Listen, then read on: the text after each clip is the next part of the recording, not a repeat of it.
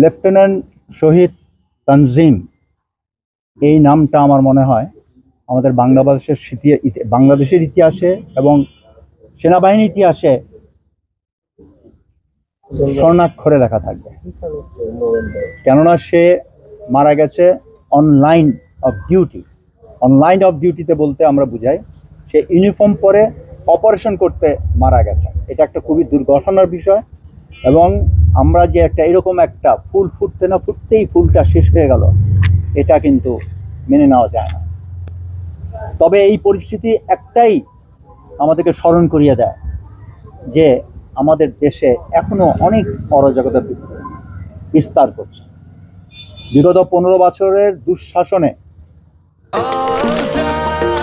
নিশ্চিন্তে খান স্বাস্থ্যকর all time পান, অল টাইম হেলদি লাইফ। ফল হচ্ছে এই আমাদের বর্তমান পরিস্থিতি। এই ডাকাত আকারে কিংবা সন্ত্রাসী আকারে দেশকে যারা অস্থিতিশীল করছে তাদের বিরুদ্ধে আমাদের সবাইকে ধর্ম, বর্ণ সব কিছু ভেদাভেদ, পার্টি পলিটিক্স সব কিছু ভেদাভেদ পিছনে রেখে আমাদের একত্রভাবে কাজ করতে হবে। আমাদের এই অন্তর্বর্তীকালীন যে সরকার দ্বিতীয় বিপ্লব, দ্বিতীয় স্বাধীনতা পরে এসছে, একে কোনো মতে ফেল করা যাবে এবং এখানে আমাদের সবাইকে সহযোগিতা করতে হবে যাতে আমরা চিরতরে যে বাংলাদেশে যাতে আর কোনো সময় ফ্যাসিবাদী সরকার না হতে পারে সেই চেষ্টা করতে হবে। আমি ব্যক্তিগতভাবে মনে করি যদি সেনাবাহিনীকে আমরা ডিপলিটিসাইজ করতে পারি এবং আমরা ইলেকশন কমিশনকে যদি স্বাধীন করতে পারি অ্যান্ড ট্রান্সপারেন্ট করতে পারি, এই দেশে কোনো সময় আর ফ্যাসিস্ট সরকার আর জন্ম নিবে না। এই দুইটা ইনস্টিটিউশন আমরা ঠিক করতে পারলেই কিন্তু ইনশাল্লাহ বাংলাদেশের মধ্যে থাকবে এবং আমরা ক্রমাগত অগ্রসর হব। আমাদের দেশের অত্যন্ত পোটেনশিয়াল। ডক্টর ইউনূসের নেতৃত্বে আপনারা কালকে দেখেছেন জাতিসংঘে উনি কয়েকটা দিনের জন্য গেছেন, উনি কিভাবে বিভিন্ন দেশের রাষ্ট্রপ্রধানরা ওনার সাথে দেখা করার জন্য উঠে পড়ে লেগেছেন। এইটা আমাদের গর্বের বিষয়। আমরা যদি একত্র হতে পারি এই দেশকে আমরা আকাশচুম্বী করতে পারবো। জনগণ সবাই একত্রিত হন, এই সময় দেশকে গড়ে তুলুন, এটি আমার বার্তা।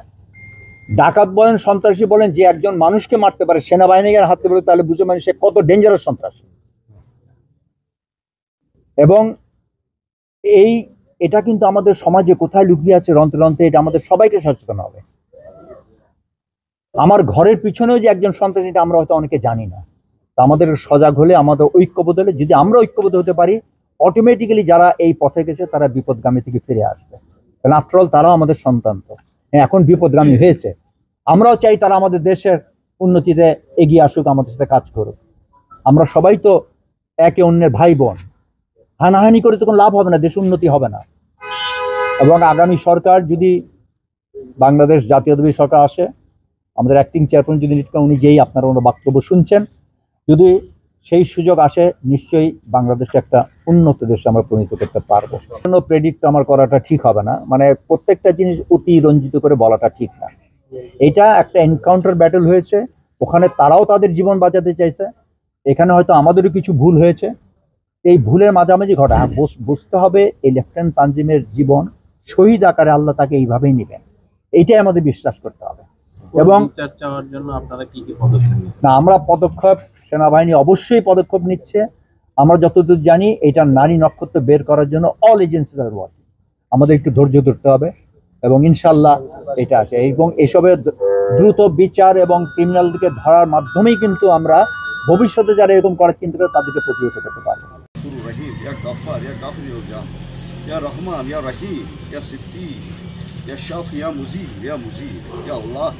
আল্লাহ, আমরা শহীদ লেফটেন্যান্ট নাজিমের কবরের সামনে দাঁড়িয়েছি। আল্লাহ, আমরা ঢাকা থেকে এসেছি। আল্লাহ, আল্লাহ ওরই সহকর্মী ছিলাম। আল্লাহ, আমরা এই সেনাবাহিনীতে ছিলাম। আল্লাহ, এখানে আমরা 7-8 জন সেনাবাহিনী অবস্থায় এসেছি স্যার। আল্লাহ, আল্লাহ দেখো, আল্লাহ জেনারেল আকবর অত্যন্ত বয়োজ্যেষ্ঠ একজন জেনারেল ছিলেন। আল্লাহ, আল্লাহ ওনাকে সঙ্গে করে আমরা ঢাকা থেকে এসেছি। আল্লাহ, এই লেফটেন্যান্ট শহীদ নাজিমের জন্য তোমার কাছে প্রার্থনা করতে। আল্লাহ, সব কথা করবি এবং আরো অনেক সাধারণ মানুষজন যোগ দিয়েছে। আল্লাহ, আমাদের সাংবাদিক ভাইরাও যোগ দিয়েছে। আল্লাহ, হে গফুরুর রহিম, তুমি রহমানুর রহিম। আল্লাহ, তুমি শহীদ লেফটেন্যান্ট নাজিমকে শহীদের দরজা দিয়ে দাও। শহীদ তানজিমকে তুমি শহীদের আল্লাহ কাপুরের একজন ছোট্ট ছেলে আল্লাহ স্নেহ করতাম তাকে আল্লাহ আল্লাহ এই ছোট্ট ছেলেটি দিবুদ্ধ হয়ে ধীরে ধীরে তাকে গড়ে তুলেছে 6টি বছর ক্যাডেট কলেজে, এরপরে সে সেনাবাহিনীতে যোগদান করে 3টি বছর কঠোর পরিশ্রমের মাধ্যমে সে আল্লাহ বাংলাদেশ মিলিটারি একাডেমি থেকে কমিশন পেয়েছে আল্লাহ। হে আল্লাহ পরবর্তীতে সে লেফটেন্যান্ট হিসেবে রামুর সেনাবাহিনী হিসেবে তার পোস্টিং হয়। হে আল্লাহ হে আল্লাহ তার যে সংসপ্ত পরিবার তাদেরকে এই কষ্ট সহ্য করার মতো মন মানসিকতা তুমি দিয়ে দাও আল্লাহ। হে আল্লাহ তাদের বাবা মা ভাই আল্লাহ, হে আল্লাহ এ দেশবাসীকে যেন লেফটেন্যান্ট তানজিমের জন্য যেন প্রার্থনা করতে পারে সুযোগ করে দেবো আল্লাহ। হে আল্লাহ হে আল্লাহ দেশের সমস্ত মানুষ যেন একত্রিত হয়ে শুধু তার জন্য প্রার্থনা আল্লাহ, তার এই অবদান সুযোগ তুমি করে দেবো আল্লাহ। আর যে সন্ত্রাসীরা তাকে হত্যা করেছে আল্লাহ, নিশ্চয় বাংলাদেশ সেনাবাহিনী অত্যন্ত শক্তিশালী আল্লাহ সেনাবাহিনী আল্লাহ, তোমারই রহমতে এই সেনাবাহিনী এভাবে দেশপ্রেমে উদ্বুদ্ধ হয়ে গড়ে উঠেছে আল্লাহ। ভবিষ্যতে বাংলাদেশের জন্য করতে সাহায্য করবে আল্লাহ। হে আল্লাহ তুমি তানজিমের এই উৎসর্গকে সে তারই অংশ হিসেবে তুমি গ্রহণ করো আল্লাহ। হে আল্লাহ তুমি আমাদের সকলকে নিরাপদ রাখো এবং তানজিমের মতো জীবন উৎসর্গ করার মতো আমাদের এমন ঈমান তুমি আমাদের সকলকে দাও আল্লাহ। রব্বানা আতিনা ফিদ দুনিয়া হাসানাতাও ওয়া ফিল আখিরাতি হাসানাতাও ওয়া কিনা আযাবান নার। وصلى الله تعالى على خير خلق محمد وعلى آله وصحبه أجمعين برحمتك يا الرحمن الرحيم.